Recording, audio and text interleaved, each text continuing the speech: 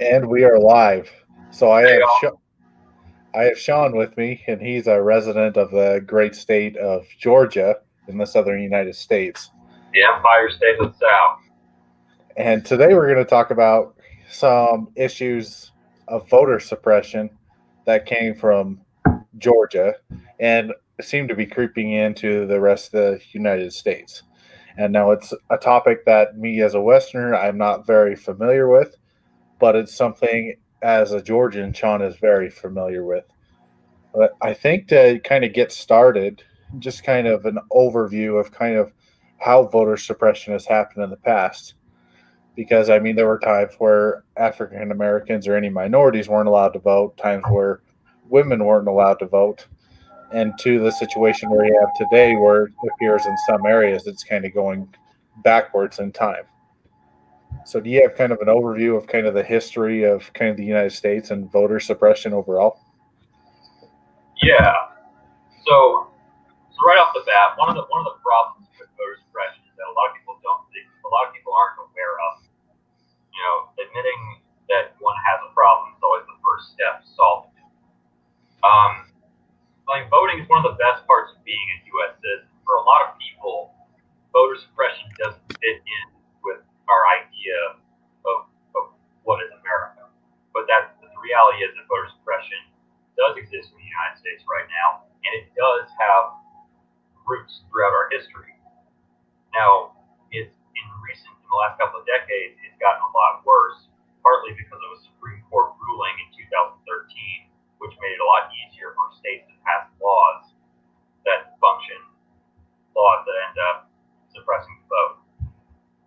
Georgia, my home state, fits into this because our state level politicians have sometimes served as, I'm quoting Jennifer Cohn here, quote, pioneers of voter suppression, unquote. And also, on top of that, these same state level officials have engaged in a unique level of egregious misconduct, especially Mr. Brian Kemp. Brian Kemp has he's gained nationwide attention over the last couple of years, but there's a whole bunch of others like him who haven't gained the same kind of attention outside of Georgia. All right. So Yeah, the history. Sorry, go ahead. and I think Brian Kemp has gotten a lot of attention. I know Wisconsin's got a lot of attention in the past as well, and Yeah. so it is an issue. And you mentioned the Supreme Court decision in 2013. Can you go over a little bit what that decision was and how it kind of affected the modern voting structure? Yeah, that was a court case called Shelby County versus Holder. Basically, Shelby County, Alabama. Yeah, it was Alabama. So the Shelby County, Alabama filed a lawsuit against Eric Holder, who was then the Attorney General of the Department of Justice. And this lawsuit addressed certain key provisions in the 1965 Voting Rights Act. Essentially, this lawsuit pertained to it was about accusations of voter fraud and just trying to get through this as quickly as I can. Basically, what ended up happening was this case went through the court system. A whole bunch of stuff happened, and then it made its way to the Supreme Court. And the Supreme Court ruled on it. They ruled in favor of the plaintiffs. And this resulted in gutting key provisions in the Voting Rights Act that were passed during the Civil Rights Movement to specifically address practices by certain states, mostly in the South. And in the immediate aftermath of Shelby County versus Holder, a whole bunch of those same states that had historically engaged in various forms of voter suppression started passing laws that they weren't allowed to under the Voting Rights Act. In Texas, people were literally drafting legislation in the middle of the night as soon as they heard about the rule. That's crazy because I mean, you know, you're going to bring up kind of history of the American voting rights. I know the Civil War area. In order to vote, you Yeah, had to own property, and that was how then it started. yeah, that's how it started. I mean, That way they can basically eliminate the voice of some of the minorities in the area because they did not own property and therefore couldn't vote. One of the valid criticisms of the founding fathers is that they were all rich, and almost all of them, at least, they were a lot less concerned with the welfare of poor and middle class than one would expect of a reasonable leader today. Yeah, and I mean, even the leaders today, I mean, they make a very good salary.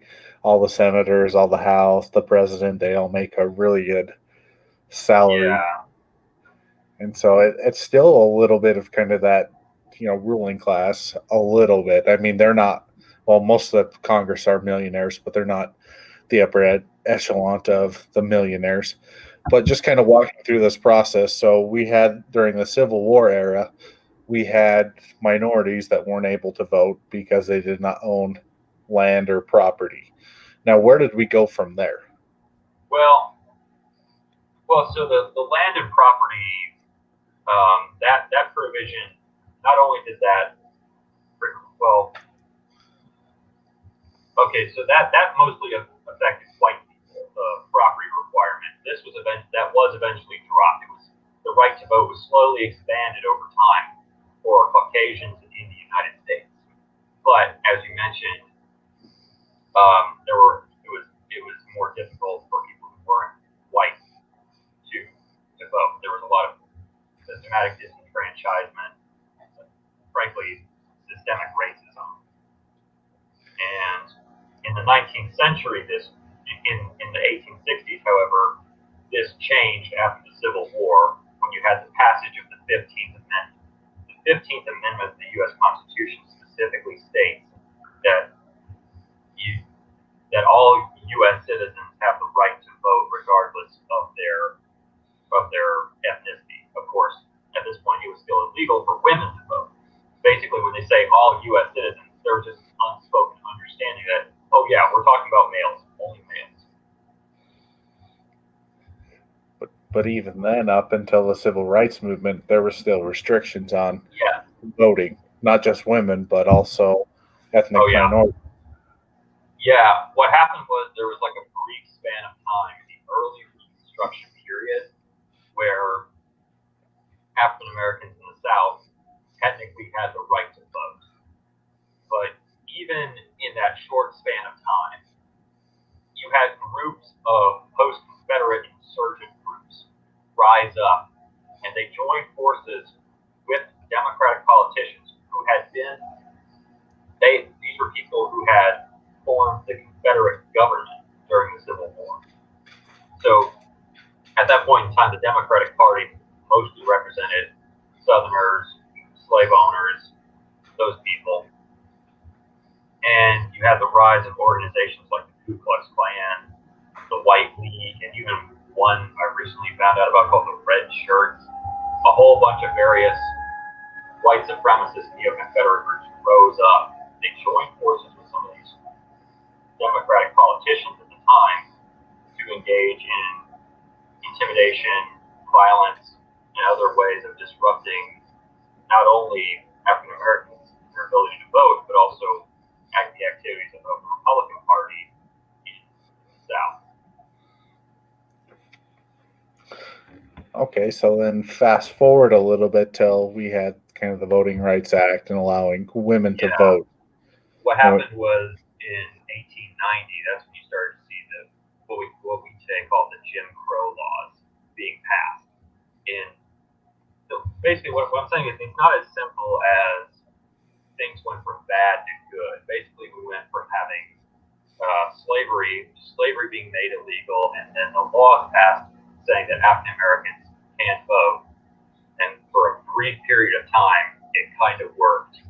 But then there was sort of a revanchist feeling among Southerners. They wanted things to go back as much as possible. I mean, some of them were former slave owners. And so eventually things got worse for African Americans in the South. Things became more restrictive, not only in terms of voting, but you also had the passage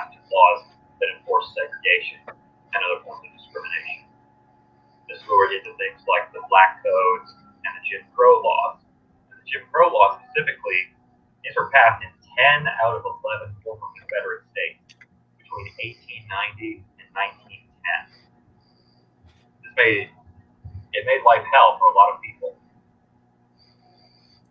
Yeah, that it did. I mean, there was, America doesn't have the shiny history that a lot of people have leaded to believe. I still believe it's one of the best countries in the world, if not the best country in the world. But our history, like the history of many other countries, is suspect as best. So Yeah, we got to the point of women voting and then the civil rights movement. Now, from that period, from women voting, the civil rights movement until now, until 2013, how was the voting track record of the voting suppression from the 70s to 2013, that 40-year stretch? it's kind of ironic in in that as women gradually gained the right to vote in the United States.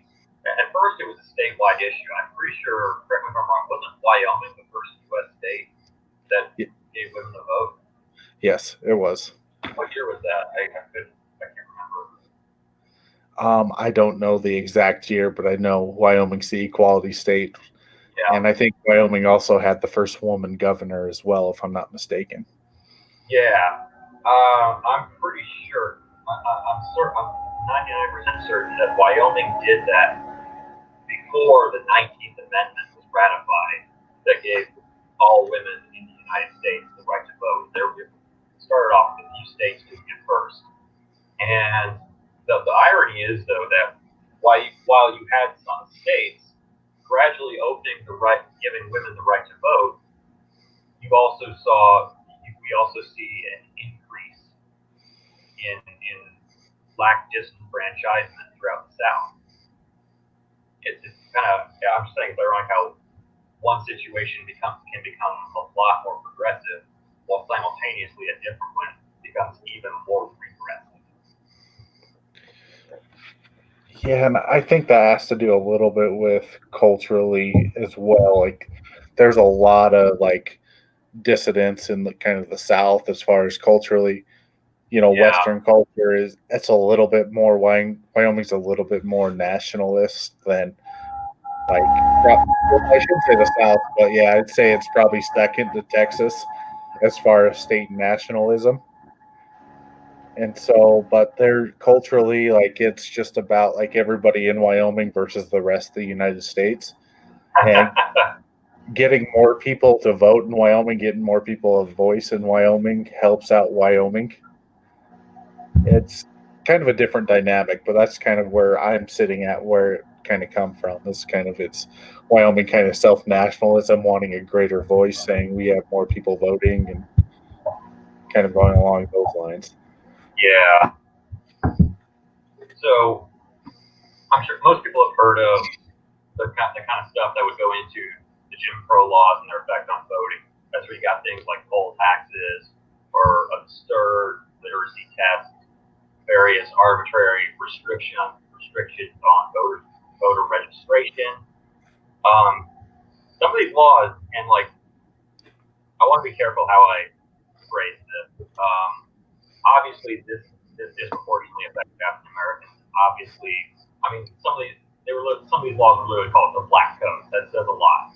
I don't want to diminish the fact that they were the ones who were primarily affected by this, but I do want to point out that these laws, some of them did actually affect poor white people as well.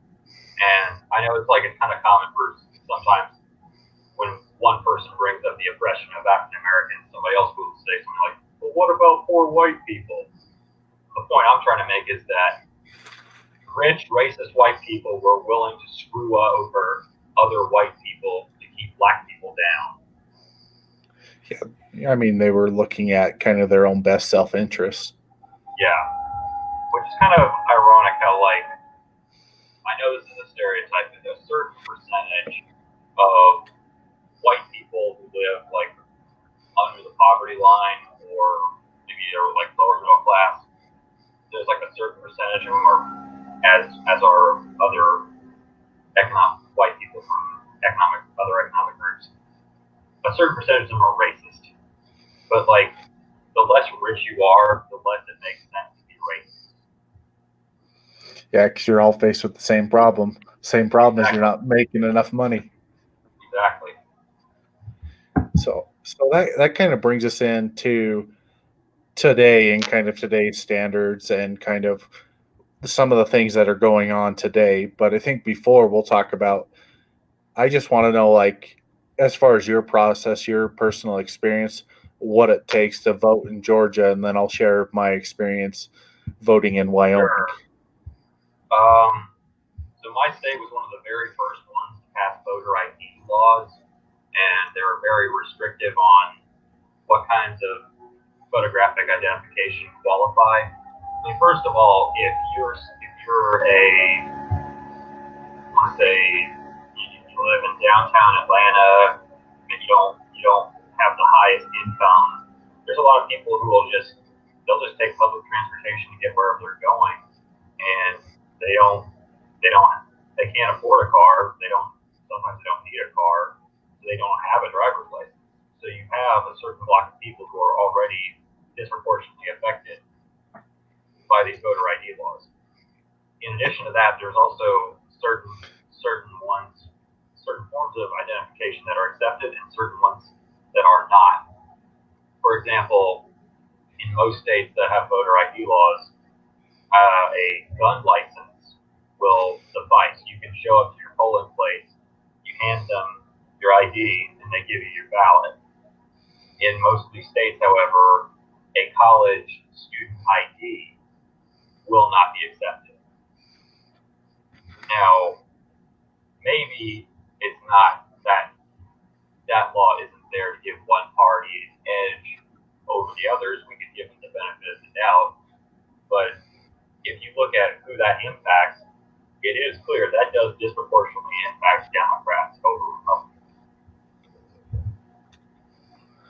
Yeah, I mean, like, even if it's just like a state-run ID, like generally with like the voter ID topic, I don't have an issue with it. 'Cause you got to find some way to prove that somebody lives in the district they say they do, whether that's a utility bill or whether that's a state ID. Because people want to buy alcohol, they want to buy tobacco, they want it. There's other functions of kind of a state ID. I get the driver's license argument. As far as like I've read some like college IDs or state IDs aren't allowed and those should be allowed.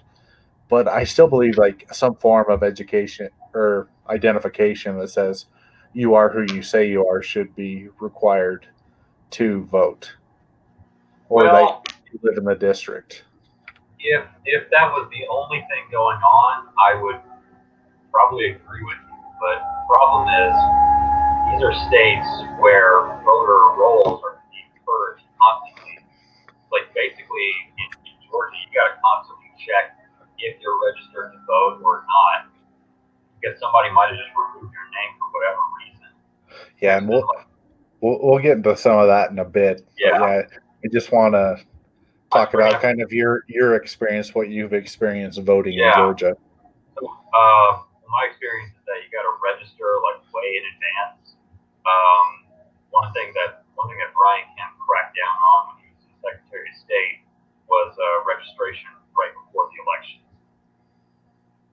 So basically, I just voted in a runoff election earlier this week, and the cutoff to registering to vote prior to then was sometime the previous month. Now, I want to ask you, in Wyoming, what's the latest you can register to vote before an election? You can vote the same day, 10 minutes before you register right before you vote. You just have to have driver's license and then proof of that your residence for the county that you're voting in. But yeah, you can register the same day. Like the voting process in Wyoming, like so I voted at a different location in 2016 than I voted in 2018. And so in 2018, I showed up. I had my vehicle registration. I had my ID, and then I filled out the paperwork, voted, and I was out 15, 20 minutes after voting, filling out the ballot and out. Like that's how difficult it was to vote, just simply showing up and having proof of residence and proof of ID. And I was finished. Dude, where I live, registering to vote and then voting on the same exact day is unheard of.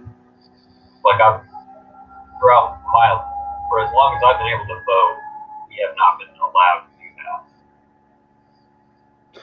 Yeah, and I think that speaks to the difference between the two states because, here, like you said, they kind of want more numbers, more people voting, especially on the local aspects of the election. They want more voices to be heard because there aren't that many voices to begin with. And the state generally is going to vote two-thirds Republican no matter what.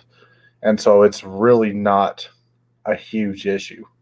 Like as far as registering the same day, voting the same day, they just want more people to vote in the elections. Yeah, it seems like it's the states that are enacting voter suppression of various forms.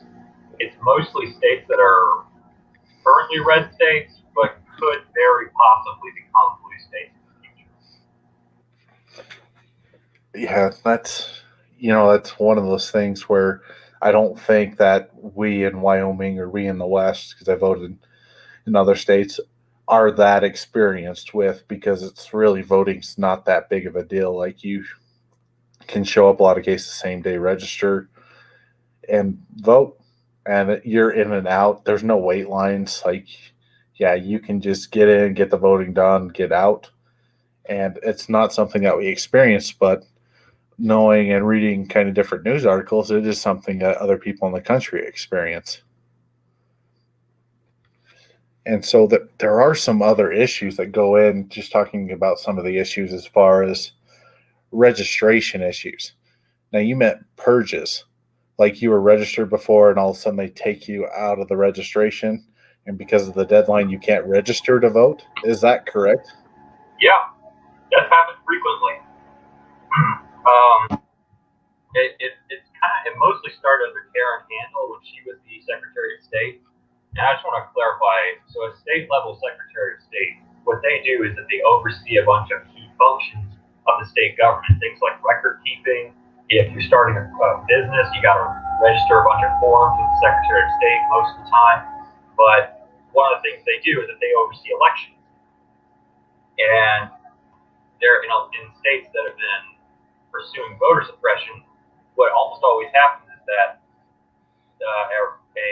somebody gets elected as the Secretary of State, and I take no joy in saying this because it's usually a Republican. The Democrats are not 100% innocent in this situation either, but empirically speaking, it's more often the Republican Party doing this more aggressively. So, in the case of Georgia, we had Karen Handel take over as Secretary of State, and that's when you started to see these voter roll purges. She did one, it was very egregious, and it prompted a lawsuit that she lost. But her successor, Brian Kemp, has done this sort of thing. He basically did it like once every 2 years for the 10 years that he spent as Georgia's Secretary of State. And each time it was like bigger and bigger chunks of people. We're talking tens of thousands of voters. Now, were they targeted just in Atlanta, or was it like Macon or some of the other cities, Savannah? It was most of it, I think, was just pretty much across the board, the entire state.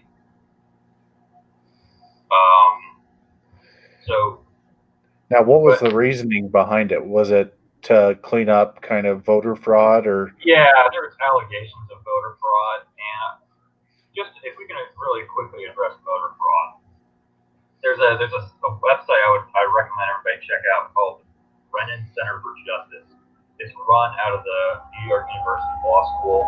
They've done a lot of investigation into voter fraud, allegations of voter fraud, what the reality is, and they said, I'm quoting one of their articles now, quote, most reported incidents of voter fraud are actually traceable to other sources, such as clerical errors or bad data matching practices. Meaning a voter did something they weren't supposed to by accident, or somebody working at the polling place messed up. Quote, the report reviewed elections that had been meticulously studied for voter fraud and found incident rates between 0.0003% and 0.0025%. Given this tiny incident rate of voter impersonation fraud, it is more likely that an American will be struck by lightning than that they will impersonate another voter at the polls, unquote. Now, do you think that if like some of the laws were relaxed, it would open the door for it to happen in the future? Well, two things. First, it was happening very, very rarely before these laws were put in place. And secondly, a lot of times these laws are not done, their ostensible purpose is to combat voter fraud, but they end up serving as a vehicle for voter suppression, especially these voter roll purges. And in particular, one of the most notorious examples, this was part of a program known as Interstate Cross-Check, where a whole bunch of these state governments across the country would send delegations of people to meet with each other. They would share data on their voters. And one of the things this program would do was that it would highlight people with the same name in a different state. And if that happened, that person would be purged from the voter rolls in both states. And even in cases where somebody had a different middle name but the same first and last name as somebody else in a different state, they got taken off the voter rolls. And this would have all been secret were it not for the work of investigative journalists. Yeah, it would suck to be named John Smith. If your name is James Brown, you probably can't vote in Georgia. James Brown, John Smith. Yeah, there's a bunch of common names out there. And yeah, so I can definitely see where you're coming from on that, where they're purging these these logs that take people off the register, and a lot of times the people don't realize they're off the register. They show up to vote, and now they cannot vote. Exactly, and part of the reason you end up in this situation is they do their best to keep the stuff secret. They can't keep it completely secret. There's laws, we live in a democracy, but they try to keep the stuff as quiet as possible. The goal is so that people who were registered to vote think that they're registered to vote, and they don't even think about it until they get to election day and they see whether they're still registered or not. Now in Georgia, you can go onto the Secretary of State's website and look up your status to see if you are registered or not. But most people don't do that because they register and they think they're registered. Yeah, and then there's the caging lists that come into play as well, where they're kind of what they kind of send out, from what I read, a piece of letter in the mail saying you got to sign this, return this, so you prove that you still live where you live. But they'll take people off of the list as well from these caging lists. Yeah, I'm not sure how common that is in Georgia. It's definitely happened in the past, but from what I've looked at, it looks like that was more common before Shelby County versus Holder in 2013. Basically, before that law, caging was about as aggressive as they could get. But that it became sort of, people across the country started noticing it for one thing. And then in 2013, when you had Shelby County versus Holder, when you had key provisions of the Voting Rights Act gutted, you suddenly had an opportunity to enact even more effective laws using even more effective tactics, I should say, than caging. Yeah, and one of those tactics would be kind of the early voting voter tax, where they make them pay for a stamp. Yeah, that's been very controversial, especially lately with the COVID pandemic. I mean, on one hand, it is like I don't know what they cost now, 41 cents, but on the other hand, it's a huge inconvenience because it sucks. Yeah. Well, at the risk of sounding super left-wing, it's also unconstitutional.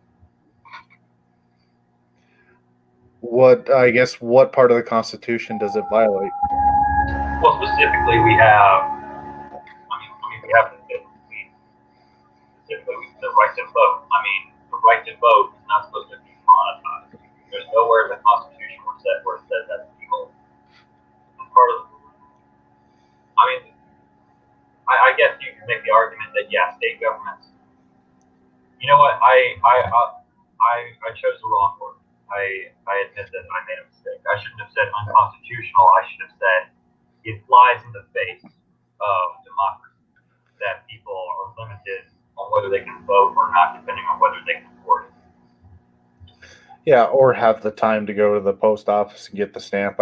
I don't Yeah, know if they sometimes they sell them at grocery stores here, sometimes they don't. Like finding stamps is a pain in the ass, and it's yeah, just a way to kind of bypass the issue, prevent people from voting because there's so many letters that come in the mail from the state government where yeah, the postage is already prepaid. And why wouldn't that be the same way on the ballot?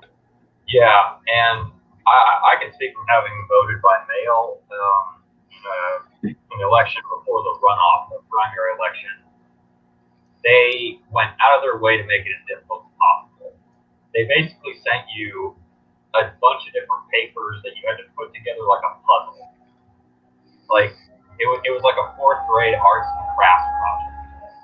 And that might not sound bad, but like if you come home after working an 8-hour shift, you're physically and mentally exhausted, and now you got this is your last night to put this thing together and fill up those little bubbles and choose your candidate. This is your last night to do it, and oh my god, it's like a nightmare you would have had in an arts class.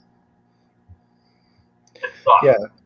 yeah, and then if you don't decide to go that avenue, and then you get called into work or something the day of the voting, like Yeah, you because they made it not simple, straightforward, and allowing you just to have a return postage on it, it prevents people that may be busy on the actual election night from voting or participating in the election.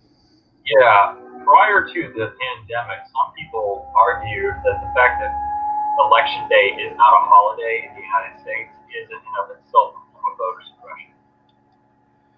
See, I would agree with it being a holiday, and I'd actually move it from Tuesday to Friday to Yeah. give you a 3-day weekend. So 2 days for those who lose to drink their sorrows away and cope with themselves. But but That would be a even lot like more. the results too, because I mean we don't get some results until like 2 o'clock in the morning, and if you have to Oh, be up at yeah. 5 in the morning, like it would just make more sense even moving it to a Friday, where most people are not going to be working on Saturday, and making it a holiday, allowing people to vote. Because I know some companies give you some time to go vote, and others do not.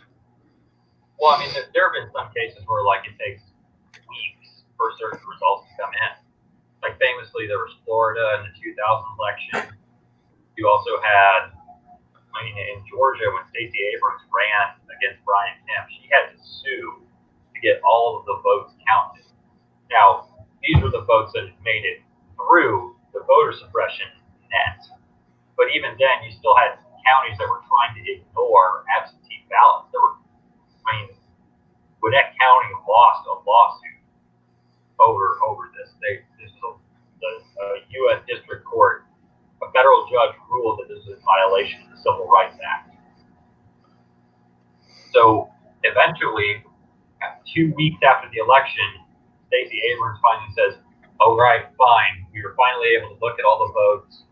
I lost." 2 weeks after the election. Yeah, I mean that's crazy how things turn out sometimes, and even going into like the campaigns, like leading up to the vote, like the false information that gets sent out, like how to vote or where your polling place is going to be at. Like I Yeah, read some articles like people live down the road from where a voting place is, but they have to vote in another place that's 17, 18, 25 blocks away, even though there's one right down the street from their house. yeah. But they get information that says, "Oh, well, your polling place is here," but their actual polling place is further away. Oh, yeah. Yeah, that's procedure disinformation. I've actually personally experienced that. Um, and it's weird because, like, this was like the most egregious thing I ever experienced. It's going to sound weird because it's so small scale. It was like a city council election. Um, I wasn't even going to vote. The whole reason I got involved in this is because one day I opened my front door and I saw this campaign sticker somebody left on some sign on the door handle. And I see this disgusting cretin on there. I had no idea who this person was. I Googled her and I found out that she basically made a bunch of clearly not only racist but also even genocidal statements about certain groups of people. So I was like, wow, it'd be a disaster if this person gets elected to the city council. So I didn't have a favorite candidate. I just wanted to vote for somebody who wasn't her. I just wanted her to lose. I go to the place, to the address that was listed on the Georgia Secretary of State's website saying this is the polling place. I get there and there's a sign outside saying, okay, the polling place is, and there's the address on it. And the way that they get away with this is that up until the day of, the address on the Georgia Secretary of State's website is the address. But then on that day, they announce the new one. So the day of, they announced the polling location when all the days prior, it was a different location. Yeah, and I just want to check my privilege here real quick and say it wasn't that big a deal for me because I had a car. Yeah. But I mean, it's really confusing, like, especially if you don't have time and most elections are during the middle of the week. Yeah. Are you going to check, say somebody has kids or has other responsibilities in the morning before they go to work? Giving them the time to check, see where the polling place is when previously it was here, and then having it change that day, seems like a pretty far way to trick people into not voting. It's like one of those things where it's riding the line, but it's really kind of messed up. Yeah, so that's kind of the trend basically for voter suppression. Make it the trick is to make it difficult but not technically impossible. Because if it is technically impossible, you're gonna have all hell rain down on people to get caught. So I guess we could just call it the gray zone. But the other thing with false information I've read is people, now it's generally from the Republican side. I imagine there's probably a little bit, because I don't imagine the Democrats are innocent by any means in this because they want to win elections. They want political power. Oh, yeah. But they would send out information to Hispanic communities that ICE was going to be present at the elections. Yeah, that is definitely an egregious form of misinformation right there. It's sort of like a step. It's like a further evolution. You go from basically being given the wrong information about where to vote and how to vote, and we've graduated to another level where it's like if you show up, bad things are going to happen. Yeah, and that would be voter intimidation, which is illegal. But I don't think a lot of people realize that kind of thing, they can turn it in. It's against the law, and they can get it to become a bigger issue than what it is. Now, I get with the ICE thing from a GOP side of things, where you want to not have people who are not citizens of the United States, allow them to vote, because it should be for United States citizens, but it's still spreading that kind of propaganda. Or if it's with the African American community saying, oh, well, this area is going to be heavily policed, or ways to kind of discourage people from voting in those areas. Yeah, and also if there have been cases where naturalized citizens and even people born in the U.S. have been detained and almost deported by ICE. So I can see why somebody fits in the category of, I came here legally, now I've earned my citizenship, or somebody was born here but their parents were from overseas. Those people would probably be intimidated if they believe that ICE is going to be, if their polling place is going to be filled with ICE. Yeah, those kind of tactics I don't think have any place in society. It should just be one thing rather than trying to scare people. You should try to convince them of your side of things. That way you get a voter for life rather than disenfranchising somebody who's always going to vote against you if they can find a way to do so. Yeah. And I mentioned earlier how politicians in the South and Reconstruction era would cooperate with insurgent groups like the Ku Klux Klan. This kind of thing, to a certain extent, is what they would do.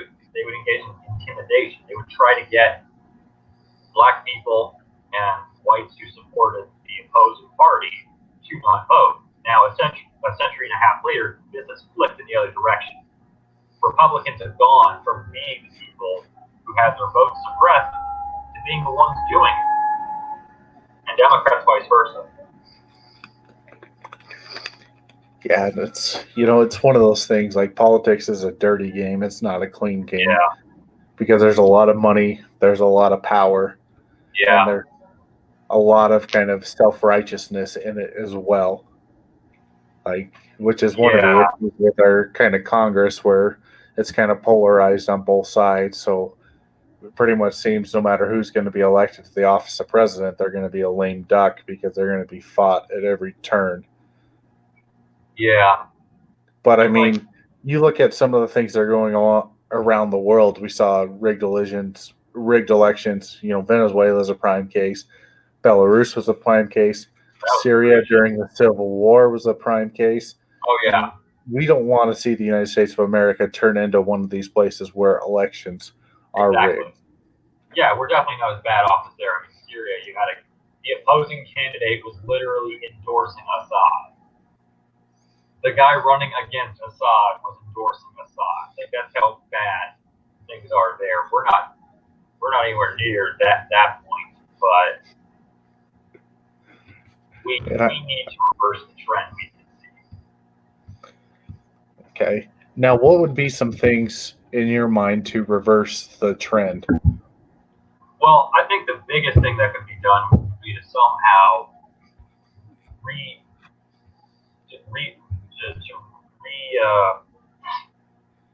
God, I'm embarrassed. I can't think of the word. Okay, so going back to Shelby County versus Holder, if you look at those provisions in the Voting Rights Act that were struck down as a result of Shelby County versus Holder, that was when the floodgates really opened. If we could do something to,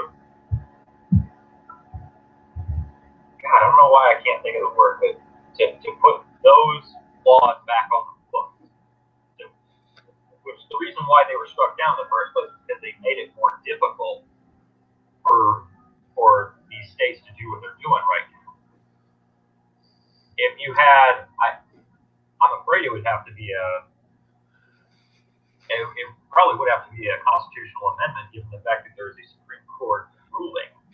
It was a Supreme Court ruling that gave us the effects of Shelby County versus Holder. The only thing that can overturn a Supreme Court ruling is a constitutional amendment, unfortunately. And so how would we get bipartisan support for a constitutional amendment, given the polarization of the parties in America? That would probably be twofold. First, we'd have to look at the ways that both parties engage in voter suppression. We pointed out how the Republican Party often tries to make it difficult for the opposing party to vote. In the Democratic Party, to a much lesser extent, you see things that could be described as voter suppression aimed at primary challengers. This was most prominently seen in 2016 with Bernie versus Hillary, and yes, it was exaggerated by Bernie's supporters. It wasn't some big, vast conspiracy by the entire Democratic National Convention. However, according to certain insiders like Donna Brazil, there was, quoting her words, unquote, an unethical agreement, unquote, between certain key figures and the Clinton campaign. People like Debbie Wasserman Schultz. Because of the work of a certain faction within the Democratic Party, they made it more difficult for people who would have otherwise supported Bernie Sanders to have their votes counted. It varies per state. In some places, this didn't happen. This takes us back to how state-level secretaries of state are important. Yeah, because that's going to be one of the issues. Like, even if it's a constitutional amendment, it's going to have to be decently vague in order for the states to implement it. Because each state is different. Each state's kind of like an acting body, and in a lot of ways, kind of like its own country. So setting out some vague but kind of stringent guidelines as far as what people can do and what people cannot do. And I think some of the things to kind of get the GOP side of things and kind of the Democrats on board would to say, well, kind of, I don't want to use common sense because that's used in gun control, and I haven't seen common sense gun control on a side note. But just saying, well, voter purges, you can register online to vote. Like, you can register either online, but keeping those registrations until the person either has a death certificate or moves and retakes that kind of off. Like if you're a small government conservative, I don't understand that you can look at the government affecting people's ability to vote and think that's cool. Well, it's like I just kind of mentioned earlier. It's an issue in the South, but it's probably not as much of an issue as kind of in the West. So you kind of have, kind of in a bubble out here where I really can't see and look into what's actually going on in Georgia. Like, even if I visit there and I go on tours in there, I don't know how the voting process is there. Yeah. I only know how the voting process is in places I voted before. And kind of some of the issues that are brought up are non-existent where we're kind of at, where I'm at. But they are existent where you're at.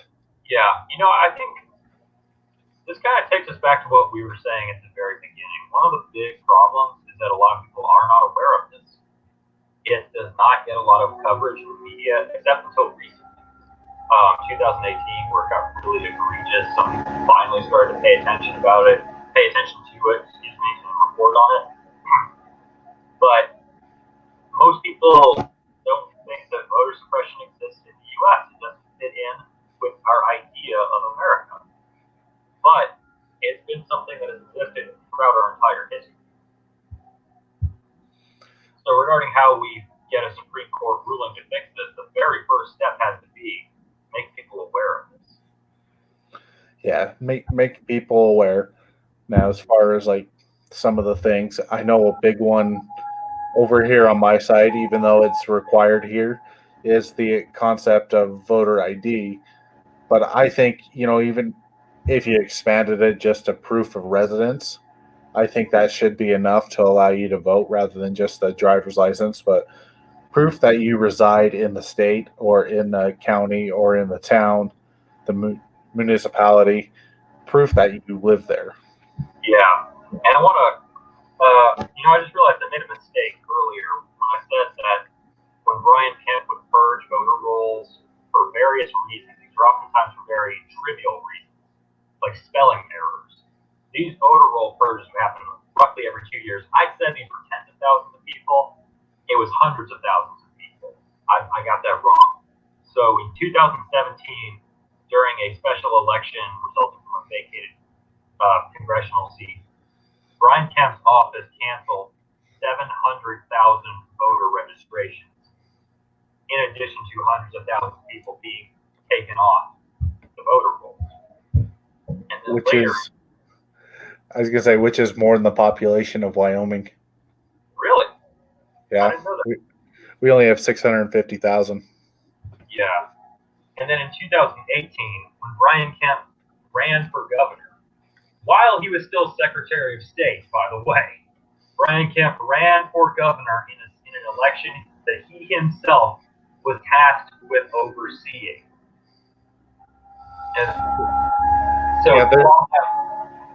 there's not a conflict of interest there. Exactly. It was unbelievable. So while that was going on, while he was running, I'm looking at the exact numbers, 670,000 voter registrations were canceled. These are people who registered in the past. So you see this sort of like a cyclical thing where they will take people who already registered, they'll take them out of the system, and then they will prevent hundreds of thousands of people from getting into the system, some of whom may have been previously registered and then purged, I should say. Now, how many of them eventually re-registered? That is hard to say. For one thing, if your registration gets canceled, it's difficult to find out, and when you find out, it's difficult to get it overturned. And most people, I know, like in recent years, we've had sort of a record voter turnout, but most people don't vote. A lot of people don't, and those who feel inclined to do so, a lot of times, whether it's because of the complexity of the process, the especially if they work long hours at a hard job and they come home exhausted. Most people, for one reason or another, they can't jump through the hoops that you have to jump through in order to vote in Georgia. And while one could, to play devil's advocate, one could make an argument about how we have to do this to secure our elections from voter fraud. Well, the fact is, it's been shown these are laws that are passed mostly by one political party to help one political party get an edge up over the other. I'm astonished that the Democratic Party hasn't tried to fight this war. Now, do you think they benefit as well from some of the purges, the Democratic side of things? When Republicans do it, no. But it is possible, I can't prove it, but it is possible that the reason why people like Nancy Pelosi would largely ignore voter suppression, possibly it's because if laws were passed against voter suppression, that might make the Democratic Party less capable of getting away with the things they did in 2016. And just to clarify, I'm not saying that Bernie would have won, because if not for the cheating establishment, that's not what I'm saying. In 2020, he lost fair and square. But in 2016, there were some shenanigans going on. Whether or not he would have won if those hadn't taken place, that's hard to say. It's possible he would have lost. Now, bringing up Nancy Pelosi about districts that are 100% safe, it kind of gets into another aspect of voter suppression, and that is the gerrymandering of districts. Yeah. I know for the Wyoming House, it's an at-large bid, so the whole state counts as one at-large bid, so there's no gerrymandered district. But as far as gerrymandering, I know like some of the lines are divided, so then it's always going to have a Democrat or it's always going to have a Republican. Do you think changing those lines would help with some of the voter suppression? Definitely. It would definitely help. Basically, what gerrymandering does is that it makes voter suppression possible. Gerrymandering is basically the first step to getting the candidates you want elected. And then, once you've done that, those candidates, whether this is somebody who ran for Secretary of State, for example, they can go in and enact legislation at the state level that ends up causing voter suppression. I see, yeah. Because that would be another aspect to actually create more competitive districts as well. Yeah. Which would be better for our politics as polarized as it is now. Yeah. From what I understand, a lot of this starts at the local level. When I shared that anecdote about voting for my city council in my city council election, what I'm gradually noticing is that it usually starts there. And then once somebody in the city council gets elected, they enact certain rules that affect voting in the city. And that goes on to have effects for voting in the county, which goes on to have effects for voting in the state. And once you get to the state level, you get people passing rules that affect voting in federal level elections, whether we're talking about the House, the Senate, or the presidency. Yeah, that's the tough part about, the United States giving so much freedom to the states, is it's even with the Electoral College and the system as well, is like each state has to pass legislation in order to change the system. And so getting better state and local politicians is definitely going to be the goal in the end. Yeah. Also, recently I did some digging. I wanted to look at it and see how many swing states have voter suppression. So I looked up what are currently considered to be purple states, and I compared that to a map of states with voter suppression laws. Out of 12 swing states, 8 of them have these kind of laws. I'm talking about Arizona, Missouri, Iowa, Wisconsin, New Hampshire, Virginia, North Carolina. Those are purple states. They go in one way or the other during elections. 3/4 of them now have some form of laws to end up causing voter suppression. That's a big deal. And I'm just shocked this doesn't get talked about more. Well, I think one of the reasons why it doesn't get talked about more is it becomes kind of a partisan position in politics. It's like, well, the Democrats just want illegals to vote, and the Democrats are like, well, we just want minorities to vote.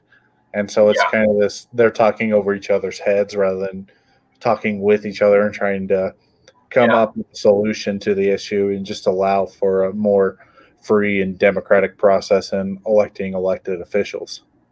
Right. And like when these laws were being passed years ago, people were making out voter fraud to be like the #1 issue in the United States. When we have data clearly showing that it happens 0.00000 something percent of the time, it's rare. And frankly, even if these laws were being passed in good faith, even if the people passing these laws really did truly believe that they were combating voter fraud, this is a disproportionate response. Yeah, and that's one of the issues kind of with fear of kind of, for the democratic institutions to be corrupted. I don't think the Democrats are great as far as their rhetoric on it. Wanting some of the, because that's one of the biggest issues that got Trump actually elected was his stance on immigration, but allowing undocumented citizens the right to vote is kind of their response rather than, fixing it on the ground level in the states and then worrying about undocumented immigrants, like changing the scope of the conversation to kind of the state residents versus talking about the non-documented immigrants. Right. But if you look at the incidence of voter fraud, if you look at how often certain types of people, whether we're talking about somebody who votes twice or more than twice, or you have somebody who isn't a citizen voting, if you look at how often it actually happens, it doesn't even happen enough to have an impact on elections, at least 99% of the time. And I know, that data it's really good data, but it's kind of a tough sell to a lot of the people on the Republican side of things. Yeah. Like they would look at it and say, well, this is drawn up by the Democrats because it's something they just want more illegals to vote in elections. Well, to address that point, I'm just going to speak for myself for a second. I'm not a right-wing guy, but I am Southern enough to have a slight appreciation for small government. I grew up in an environment where that's the normal outlook of things. So I have a hard time understanding how somebody who spends their entire life convinced that, government needs to be as small and as powerless as possible or we're screwed. Those same people are cool with the government interfering with your right to vote. I mean, to me, at least, it sounds like the epitome of big government. Yeah, but it also comes down to them not seeing it as a big of an issue. You kind of mentioned before, kind of it's not something that's on their issue, and it ties back in as part as where the right gets in on this issue is kind of the voter ID laws. Yeah. But not as far as some of the things on the ground level that prevent people from actually voting. It's just about, well, we want people to provide ID when they vote so they can prove who they are. Well, as we discussed, that's one way of doing it, along with the purging of voter rolls and the restrictions on registering new voters or voters who were purged from the rolls. And I think that would be a winning argument, presenting that sort of information kind of moving forward, less about, kind of the other stuff, be like, well, we don't believe that voter rolls should be purged. Yeah. Because how would you feel if you were in that position saying, well, I showed up to vote and I couldn't vote because they took my name off the list. And because of the registration records, well, I couldn't register again, so I wasn't allowed to vote for something that was through no fault of my own, but was more fault of the government overreach. Yeah. I think we could get libertarians on board with that argument. Yeah, but do you really want them on your team? Bro, I'll take anybody but me getting rid of this voter suppression. It's a real pain in the ass, dude. Yeah, for sure. Well, we're about the 1 hour mark, and I think we've covered a lot of different topics. Yeah, As far as different ways how it can happen, and different ideas that we could throw out there, but definitely trying to get more of kind of the knowledge and get this into people's heads that this is something that is occurring in a few parts of the country, and we don't want it to spread to other parts of the country because then we'll turn out to be like Belarus. Or will exactly. turn out to be like Syria, or will turn out to be like Venezuela, some of these pseudo democratic governments that essentially just appoint the leader year after year under the guise of democracy. So, do you Yeah. have any closing thoughts before we wrap this up? Yeah, so I said this earlier. I may have said this before we went live. The reason where Georgia fits into all of this is that we've sort of been like the canary in the coal mine. Oftentimes, what starts in Georgia ends up spreading to other countries. You could think of the voter suppression in Georgia as one of the first tumors, but gradually it has metastasized across the country. We're not at stage 1 anymore. We're at stage 2, maybe stage 3. We're not at stage 4 yet, but we could get there if action of some sort is not taken to reverse the trend that we're on. And I had a lot of fun doing this, man, but we only got through like a quarter of my notes. I hope we can do this again sometime. I'd like to tell you some of the crazy stories that went on in 2017, 2018, as well as how in the early 2000s, Georgia's modern voting infrastructure was designed by a cyber criminal and a cocaine smuggler. Yeah, those will definitely be interesting topics, and we can definitely look at doing this again in the future. Definitely. And yeah, no problem. Like I said before, this is an issue that we're not kind of faced with, but doesn't mean that it doesn't exist, and it in fact does exist in some parts of the country. And getting Yeah. more people to realize that there are some things where both sides can work on as far as getting to a solution where it is a more free and democratic process in voting. And Yeah. so I just want to thank everybody for watching this video. And I want to thank Sean for joining me today. Thanks for having me, man. Thank you to everybody for tuning in. I truly believe that we got to be shouting from the rooftops about this issue. We're screwed. Yeah, for sure. And if you want to follow Sean, he's on Twitter at @4_Hastings. Did I get that right? That's _Hastings.